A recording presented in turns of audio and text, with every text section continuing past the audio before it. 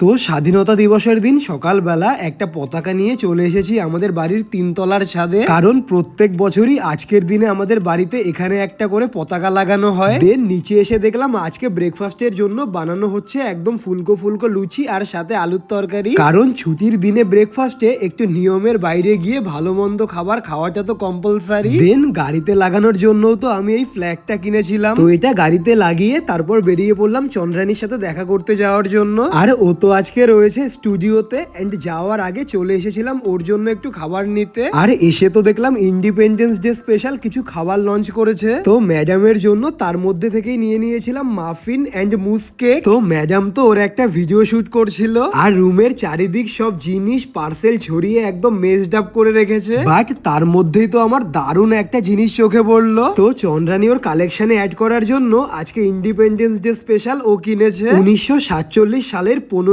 আগস্টের হিন্দুস্তান টাইমস এর news paper, যেটা তো আমার ভীষণই ইন্টারেস্টিং লেগেছে। তো যতক্ষণ চন্দ্রানী শুট করছিল আমি তো এই নিউজ পেপারটাই পড়ছিলাম, আর তারপর ওর শুট কমপ্লিট হওয়ার পর সব জিনিস গুছিয়ে রুমটা ক্লিন করতে আমি ওকে একটু হেল্প করলাম। দেন চন্দ্রানী ফ্রেশ হয়ে চলে আসলো কিচেনে, কারণ ও নাকি এখন ইন্ডিপেন্ডেন্স ডে স্পেশাল একটা খাবার বানাবে। বাট আমি তো দেখলাম যে হোয়াইট সস পাস্তা বানাচ্ছে। তারপর কিছুক্ষণ পর তো ফাইনালি বুঝলাম যে ও কি বানাচ্ছে। তো ও তো বানিয়েছে এই ট্রাই কালারের পাস্তাটা, যেটা তো দেখতে জাস্ট দারুণ লাগছে। এন্ড ও তো টোটাল 3টে ডিফারেন্ট ফ্লেভারের পাস্তা দিয়ে এটা বানিয়েছে, আর প্রত্যেকটাই তো খেতে একদম পারফেক্ট হয়েছে। তো চলো বাই।